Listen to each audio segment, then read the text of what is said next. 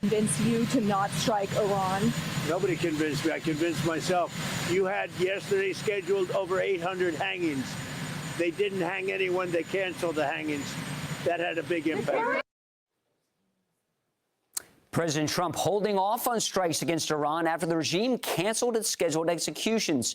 But the threat of U.S. action appears to still be on the table as U.S. military sources tell Fox that American military assets, including the aircraft carrier strike group Abraham Lincoln, is heading to the Middle East. Joining us now to react, the Foundation for the Defense of Democracy Senior Iran Program Director, Behnam Ben Talebou.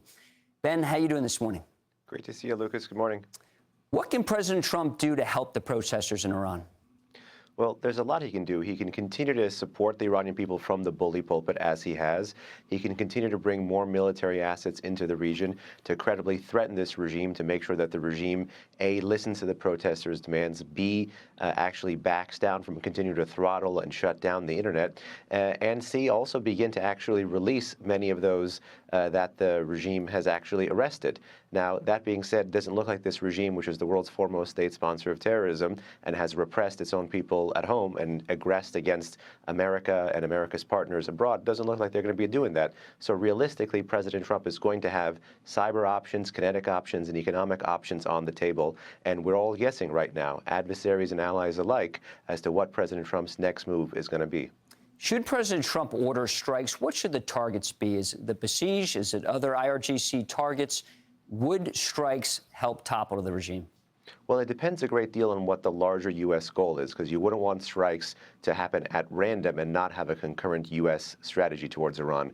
A few days ago, when President Trump was asked what his overall end game was, he said his end game is to win. That potentially means if President Trump does intervene kinetically, yes, he can level the playing field between the state and the street. He can go after the telecom and the electronic warfare hardware that the regime is using to throttle the internet. He can go after this regime's state propaganda service, the Islamic Republic of Iran broadcaster, which the U.S. has sanctioned in the past. The U.S. can also credibly threaten strikes against the regime's transnational terrorist apparatus, as well as make sure that the command and control that the regime is using to repress its own people is taken out. But then again, all of this stuff kinetically is going to have to feed into a larger, more holistic Iran policy. And, you know, with 3+ weeks of protests now, I'm not sure why, or we don't know yet, but it doesn't look like it, that both Israel and America have not engaged in things on the cyber side to shape Iranian decision-making and to get this regime to back down.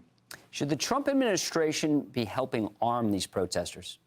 I would say no, that might not necessarily be in the immediate best interest.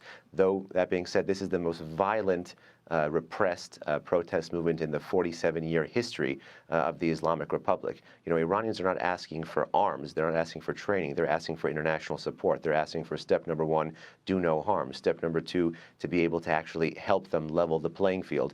And the way that can happen is if they have a credible way to protest peacefully and actually for those who are continuing to shoot at them, to not be able to have a free hand against both the Iranian people as well as against American assets in the region.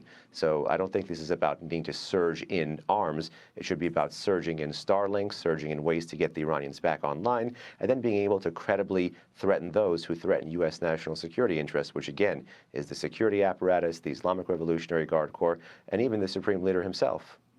Well, Ben, thanks for joining.